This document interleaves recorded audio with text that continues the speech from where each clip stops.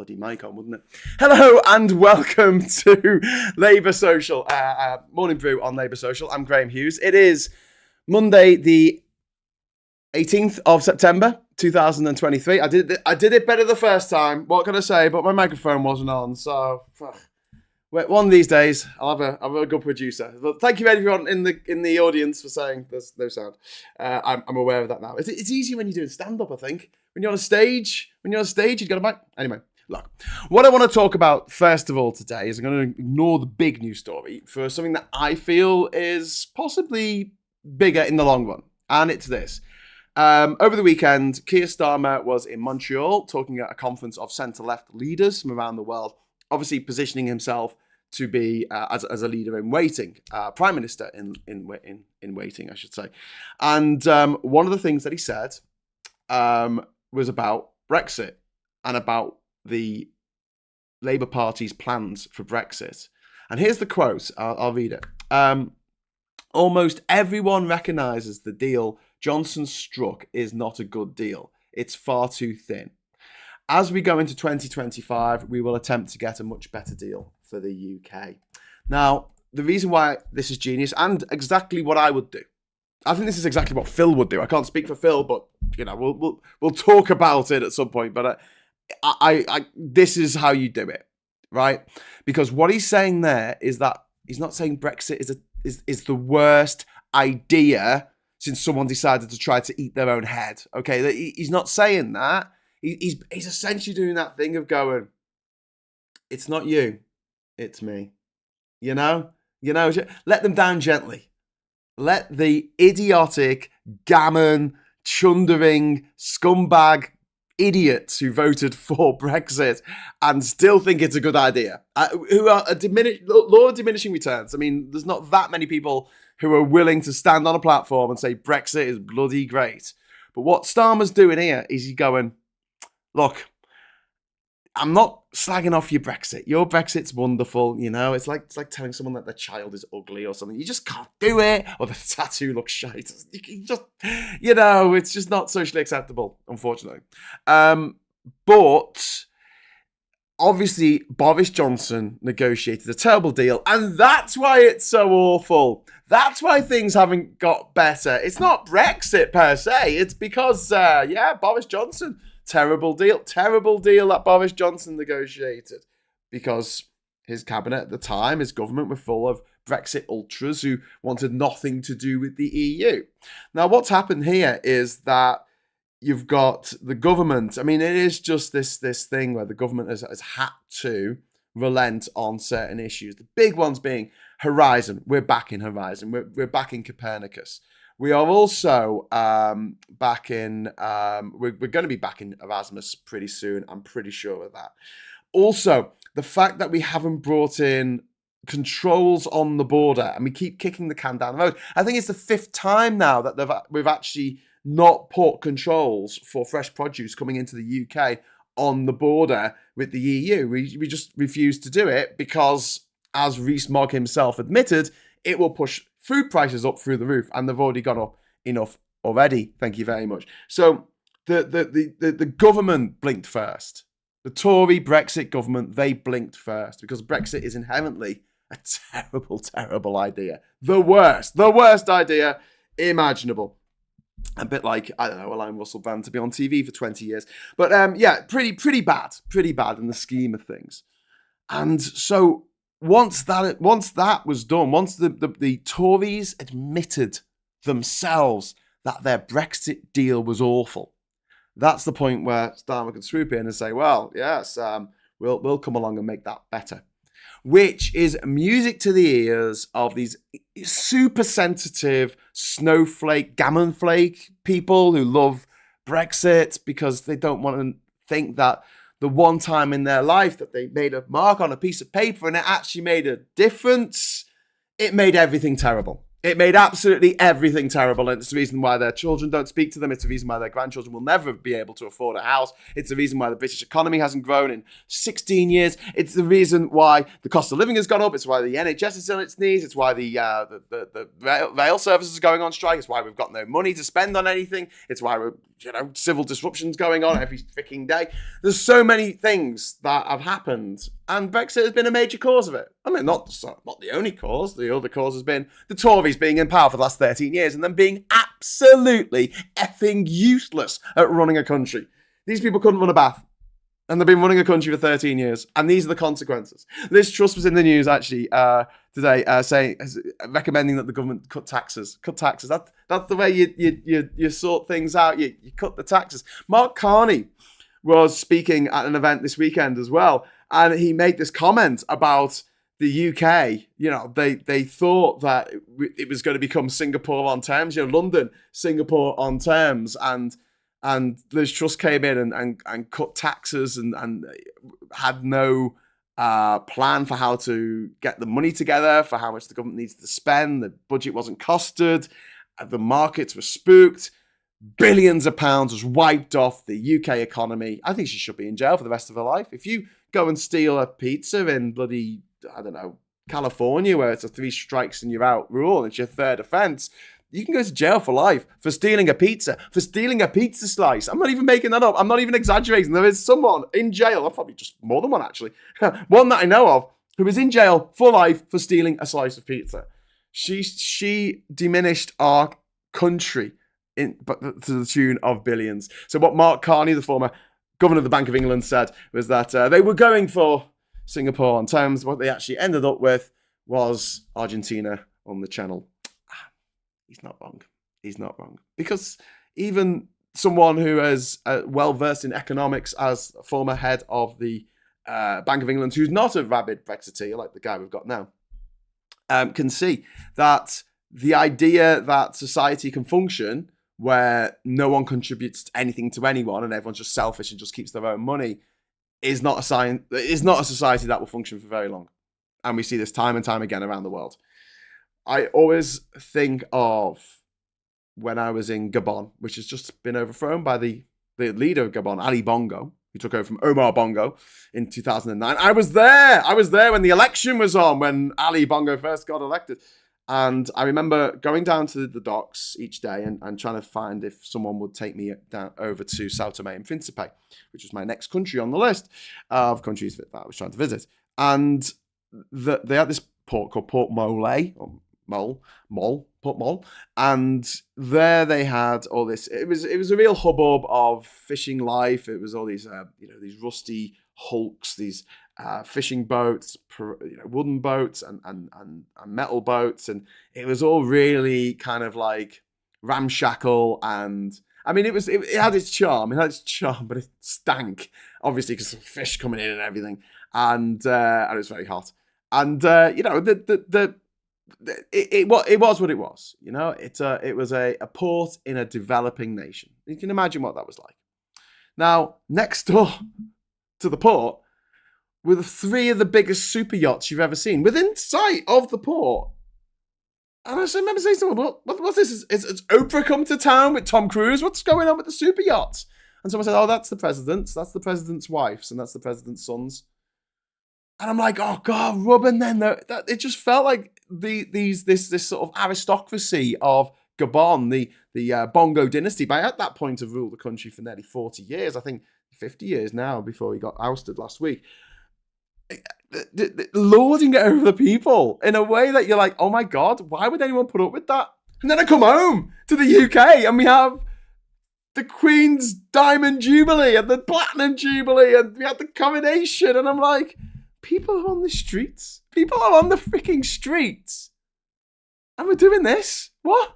Hey, I mean, there's an argument for the Olympics because you get a lot of tourism coming in and infrastructure can be built. But we've got a bloody party for the richest people in the country that we pay for. I mean, if they paid for it, I'd have no problem at all. Let's have a big party. The monarch pays for it because they're one of the richest people on the planet. Good, fine. I don't mind that. I don't mind that. But anyway, right. So that was my opening monologue. I'm going to just jump into the chat now to see what people have. No video, no sound. Oh dear, that's no good.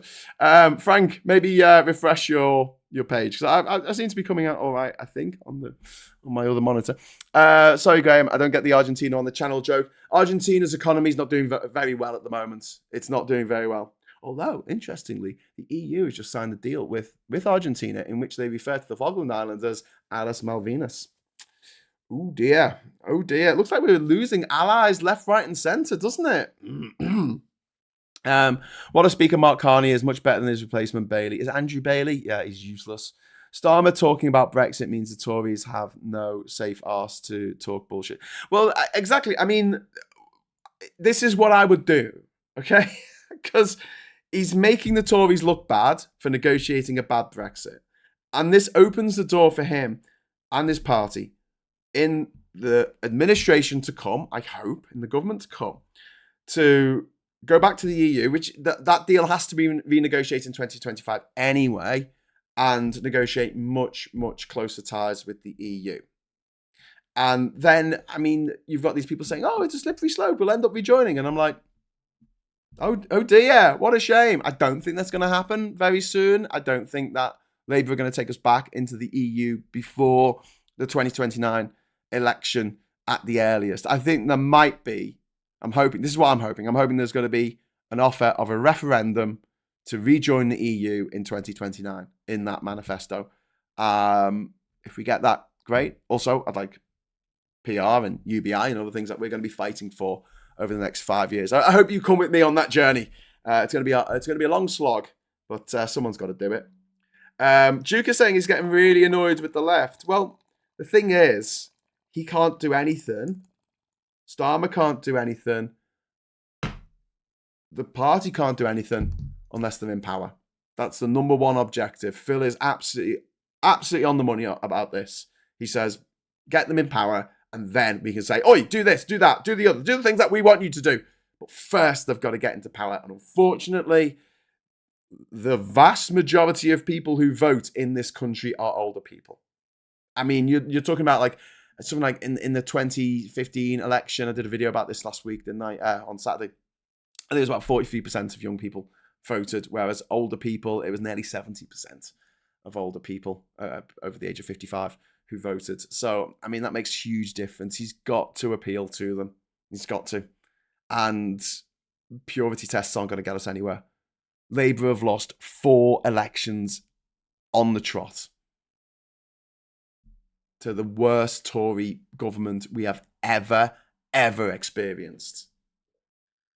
A Tory government that hasn't grown the economy at all in the whole term of office. In the whole time it has been in office, it has not grown it beyond what it got to in 2007. That is the beginning, the end, the alpha and the omega of the Tory party. Because if they can't do that in 13 freaking years, something has gone seriously wrong with the politics of the United Kingdom.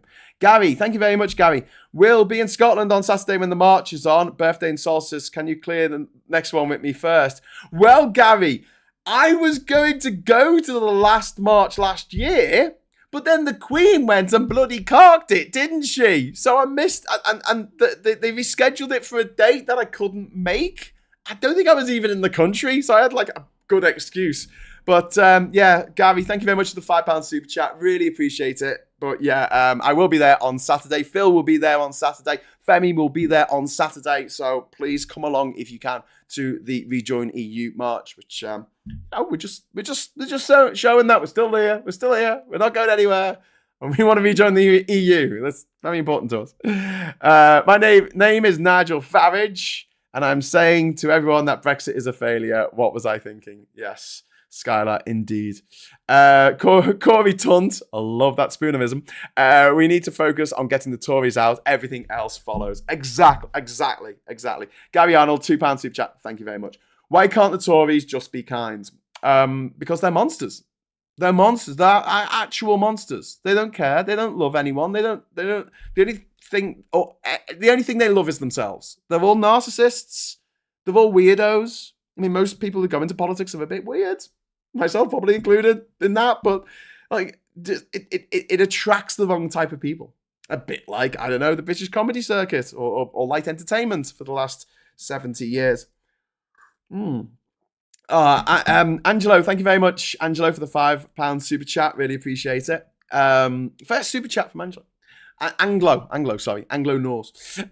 Phil is entirely correct in this, and it's frustrating seeing Labour supporters bashing Starmer because they don't like that he's currently got centralist politics. He's got to. I mean, look, they've done the research. They know what they're doing. Starmer's not an idiot. I mean, he's infinitely frustrating and not particularly charismatic. But I don't care about that. Honestly, I just want someone competent. That's all I care about right now. And he is competent. He's also got the history of doing pro bono cases when he was a lawyer to get people off death row, to get people off the death penalty. He saved people's lives around the world. He didn't have to do that. He wasn't being paid millions by George Soros or by Bill Gates or by Peter Thiel or anyone, one of these billionaires to go and do that. He just went and did it. And, you know, I really respect that. I really, really respect that. Whereas Boris Johnson, what was his history? He was a journalist who made shit up. Great. Awesome. Well done. Well done, everyone. Right. So, going to jump into the papers now because we're going to change gear a little bit because we do probably need to talk about the big news of the weekend, which is the outing of Russell Brand as possibly one of Britain's worst serial sex offenders since Jimmy Savile. And I don't say that lightly. I do not say that lightly. So here we go. We've got Russell Brand's sex assault, maybe tip of the iceberg. That's from the Express. And I think they're right. I don't often say that I think that the Daily Express is right, but I think it will be the tip of the iceberg. I think there's a lot more stories that will hopefully come out now. The Met are launching an investigation, apparently, and the BBC are being urged to have been forced into an urgent inquiry over Russell Brand. And I made a video yesterday, Why I Hate Russell Brand Part 2, and in it I discuss not him in particular, but the fact that it was covered up by people at the BBC and Channel 4, and I want those people held responsible for what happened, because it happened under their watch. And although they didn't do it themselves, do you know what? Hitler never spent any time in a concentration camp actually killing Jewish people. He didn't. But he still ordered it. It still happened under his watch. So yes, he was culpable for it. And something else about Hitler, he never went to court. He never went to trial. He was never found guilty. I'm pretty sure he did it. Same with Nixon. Same with Jimmy Savile. Anyone saying, "Oh, it's got to go to court." It's got to, like courts in this country where we know that 99% of rapists get off are the arbiter of what's real and what's not real. You know, what's lived reality, and the knee-jerk reaction to defend a rich, horrible, nasty, male, misogynistic pig over the testimony of multiple women is disgusting, and it speaks volumes about the misogynistic nature of our society. Will Labour prosecute VIP lane fraud? Jürgen, thank you very much for the £2 super chat. I would be really amazed if they didn't. I would be gobsmacked if they didn't. Hi Graham, just signed up as a member. Thank you very much, George. That's brilliant. Brand Russell, that's an idea. Well, I think I'm going to do another video after this, where I do my third part of my series that I thought of on Saturday, because I put out a message on Friday night. It's still Friday night before this story had dropped, saying about, like, basically, I've always hated Russell Brand, and tonight you're going to find out why. You know, the next night you're going to find out why. And everything that I believe to be true about him for over a decade looks like it is true. Looks like it's true. Looks like he's a massive nonce with lots of weird supporters, but I'm going to do a video about the weird supporters later. Thank you very much to Johnny Copperhead, George, and Jürgen there. So just quickly go through the papers, because I know you don't want to look at his face very much longer. Brand faces more claims. The Mail has gone, why was the left so besotted with this self-confessed narcissist? I think you'll find that he's very, very right-wing these days, Daily Mail. I think you'll find he's possibly even more right-wing than you are. He's an anti-vaxxer, and he's being backed by Alex Jones of Those Children Didn't Die and Sandy Hook fame, Elon Musk of I know, I'll just destroy Twitter and be a massive fascist fame. Peter Thiel, who is the owner of Planeteer, who is worth nearly £10 billion, who is completely evil, and named his company after the evil-seeing orbs out of Lord of the Rings. I mean, come on. Come on. Who else is backing him? Lawrence Fox. Lawrence Fox is backing this guy. So it takes a nonce to defend a nonce. That's all I'm saying. Right. This is in the Mirror, and it's exactly what I did the video on yesterday. If you haven't seen it, part 2. What did the TV chiefs know? BBC and C4 to probe rape and assault scandal. Fear's blind eye was turned to his behaviour. Was it? Do you think? Do you think a blind eye was turned to his behaviour when people knew about it like 15, 20 years ago, and these producers forced young women to work with him? And also, this thing of like, oh, well, you know, if you didn't like it, you could work somewhere else. No, you can't. The entertainment industry in this country is tiny. That's why we only produce one decent film a year. One. We've got 68 million people in this country. We produce one decent film a year. Name a British sci-fi film. Go on. In the chat now. Name a British sci-fi film. Go on. British. British paid for, British director, British cast. Go on. I can think of one. If anyone gets it, you get the gold star and the jelly baby. It's a very, very small industry. If you piss someone off, one person in the industry, in this country, you never work again. Okay, you have another job somewhere else. That's fine, but not in the entertainment industry. It's not like you can go, I'm not working on this show anymore, and they go, okay, well, you're not going to work on this show anymore. You can't work on that channel. You can't work in the industry. And what they do is they cover up for people like Brand and people like Savile because they can get away with it. It's a narcissist playground, the entertainment industry in the UK, and it needs to be clamped down on, and the people who enabled this scumbag to do what he did, which I believe he did. You know, I absolutely believe that he did this because he's very, very rich. He's a multimillionaire. He's backed by billionaires. He can sue the Times. He can sue the Guardian if it's not true. Not the Guardian, the Channel 4 if it's not true. He won't because it's true. And you know, this is a year-long investigation. You'd think that the lawyers at the Times and Channel 4 haven't just had, you know, been absolutely pinning down every freaking word of this. Yeah, every letter of every word would have been pored over by the lawyers. He's guilty as hell, and I don't need a trial to tell me that. In the same way that I don't need a trial to tell me that Jimmy Savile was guilty as hell. Thank you. Thanks very much to Brian Ferguson. First accurate headline on the Express front page. Next one will come along with Halley's Comet in 2061, I think. Thank you very much, Brian Ferguson. That's really good of you. Thank you very much. The Time Machine. And then The Guardian is leading with TV chiefs investigate brand allegations, but also Unite launches Red Wall push for more radical Labour policies. Unite, the union which famously supported Brexit. I don't necessarily think we should listen to them.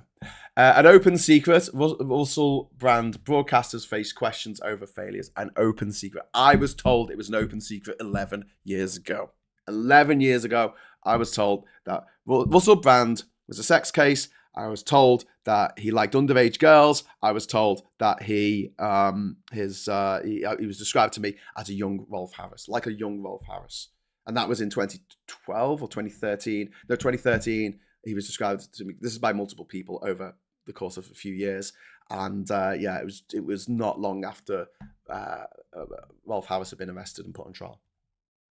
And then what else have we got here? Britain on the lash, and Labour government would seek to rewrite Brexit deal. Starmer pledges. That's from the FT. The link for that story is in the description down here. And just before I go, thank you very much to Eurosh there for the €10 super chats. I don't blame for wanting to be rich. I blame those who want everyone else to be poor. Yeah, those for whom it's not enough. It's not enough for them to be rich. They want everyone else to be poor. And just before I go, I just want to show you this. The Telegraph from the Tory graph. NHS creates hundreds of woke jobs despite criticism. despite being told to crack down on woke and waste and wokery. Dear God. Right, I can close that down now. I've had me other monitor with that bloody horrible man's face on it. He's Jimmy Savile. He's this generation's Jimmy Savile. He reminds me of him, like his mannerisms and the way he conducts himself and the way he acts. There's a clip that I might dig out of him on Lorraine, the TV show Lorraine in 2014, and he's sitting there and he's got two children that aren't his on his knee, and it's weird. He's just a bit weird with them. He's like, oh, I'm friends with their mum, and and then one of the kids tries to sort of move away, and he shouts at the kid on television. It's not his kid. You know what I mean? It's like not his kid, and he's like, "Oi, come back!" Go there. And he puts him on his knee, and it's like,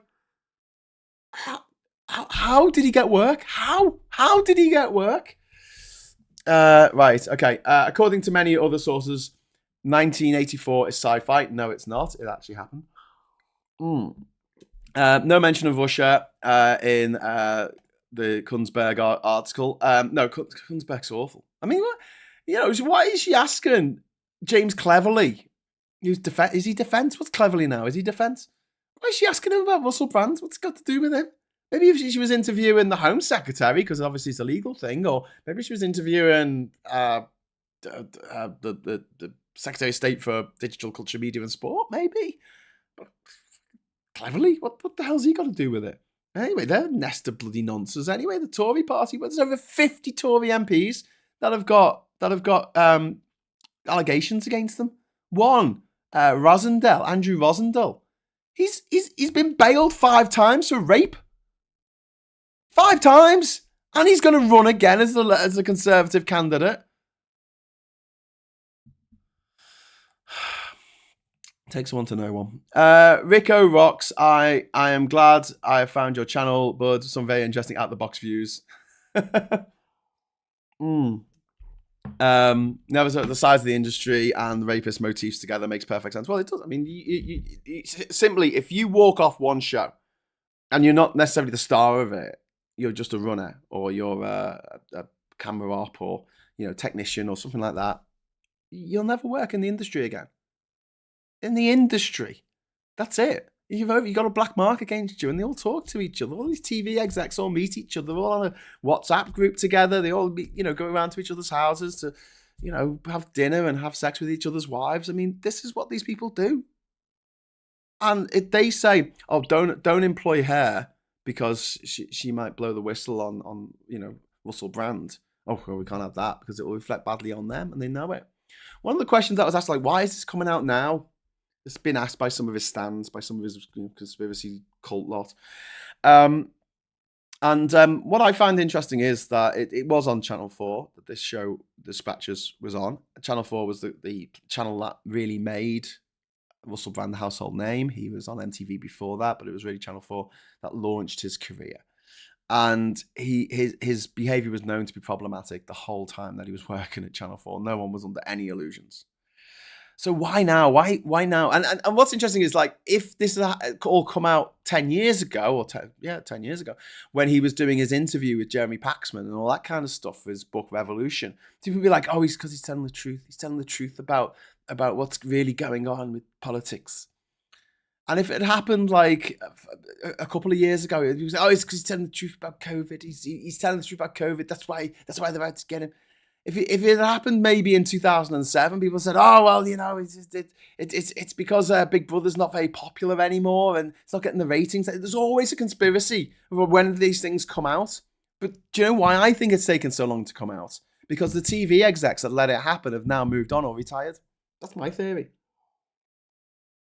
That's my conspiracy. Because they're covering their backs. Does this not make sense to people? Like, people cover their backs. People don't like going to jail.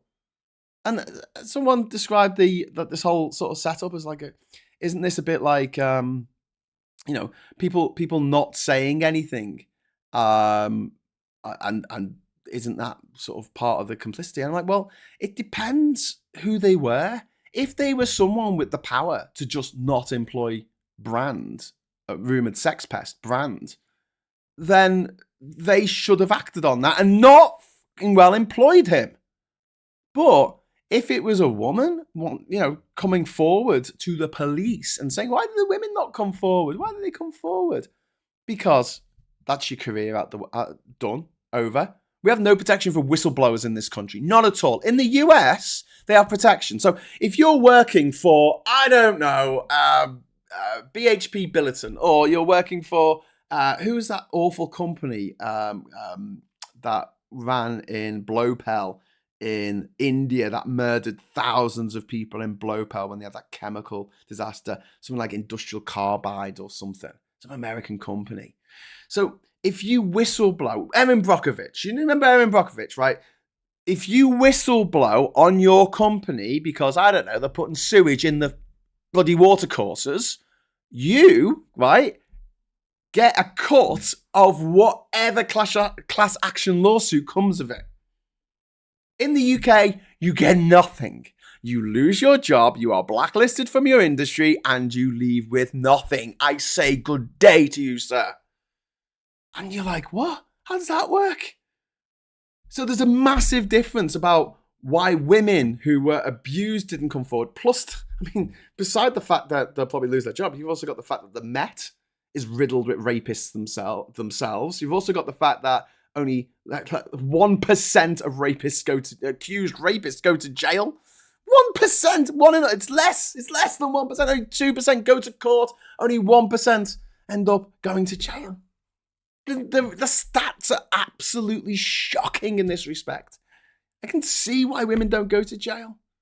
So if something like this happens, and hopefully I'm going to have a conversation with Supertankiii, who should be on Sky News today, so look out for Supertankiii on Sky News talking about this, and Hannah Janes, and hopefully we'll be talking about this, because male privilege is massive. And I just want to just dive into this for a moment, and I don't know if I'm mansplaining the patriarchy or whatever, but here's a couple of things. First of all, men usually listen to men more than listen to women, unfortunately. And two, a lot of men don't get this. Women, this isn't for you. I know you know this already. But the fact that men don't have to think about what they're wearing, how much they drink, how they get home, all that stuff is just taken for granted. That's male privilege. It's not about being rich, not about being successful or famous or everyone liking you or having a girlfriend. It's about just everyday life, not walking down the street with your keys between your fingers. So if something happens to you, like a sexual assault, you go to the police, their methods of dealing with this are fucking medieval. All right? I can't get this over to you enough. I can see why so many women don't want to go through that after having gone through probably the worst experience of their entire life. And it's why it takes women so long to come forward a lot of the times. Then here's something else that I didn't even think about till it was pointed out to me today. If you're raped and the person who did it didn't use a condom, you need to go for tests, right? You need to go for tests and take medicine just in case he's given you HIV or any kind of sexually transmitted infection. He can't be compelled to take any tests. He can just say no.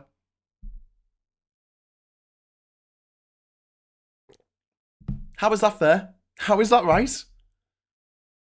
I've said this before. I would prefer to see a system in which we just believe the victim. Carte blanche, we believe the victim. Like when someone goes into, the police come into your house and you've been burgled, their first assumption isn't maybe you burgled yourself. If you get beaten up in the streets, maybe you were punching yourself like the guy in Fight Club. Yeah, maybe you were doing that. No, that never happens. Who did this to you? Well, it was him. Okay, let's put him on trial. Believe the women. And yes, some men will be accused and they didn't do it. Okay, you know what? It's a risk I'm willing to take. And I'm willing to take that as well, as a man. And I'll tell you why. Because it would change my behaviour. It would change the behaviour of all men. Because then we would consider how much we had to drink. We would consider what we were wearing, what route we took home. We would consider not being in a situation where we could be accused of something like that. So we wouldn't ever be alone drunk with a woman who was vulnerable. Because if we saw ourselves in that situation and thought, oh shit, I might get done for sexual assault here, even if I don't do anything, you would get someone else to help. You know, witnesses. That one thing that rapists don't really like very much. So yeah, bring it on. Bring it on. Smash the patriarchy. What can I say? Right, I've gone on far too long. I'm going to head over to the Discord channel now. So if you want to join us on the Discord channel, the Discord server, the Labour Social Discord server, you are very welcome to. We're going to listen along to what James O'Brien has to say, probably about Russell Brand, for the next half an hour or so. I will be there. And I'll be back tonight, I hope, with Supertankiii at 8 o'clock for the swear jar, where we'll be obviously discussing this matter in a bit more detail and getting a feminine perspective on it all, because obviously this is my perspective and it's all secondhand. It's all secondhand because I have not had that lived experience. Thank God I've not had that lived experience. That's my privilege. That's my privilege. Anyway, right. So I'm getting off now. So thank you very much for all your messages. Sorry I didn't get through them all. Thank you very much for the super chats. And thank you for supporting Labour Social. We have now clocked over 35,000 subscribers on this channel, which is remarkable. And it's due to the efforts of you and everyone else who has contributed to this channel. Either just giving a chat or giving a super chat, encouraging us on. And we really, really, really appreciate it here at Labour Social. So you keep on doing what you're doing. We'll keep on doing what we're doing. And hopefully some good will come of all this. And that's the hope, isn't it? It's always the hope. Thank you very much for watching. Until next time, hello, good evening, welcome, and goodbye.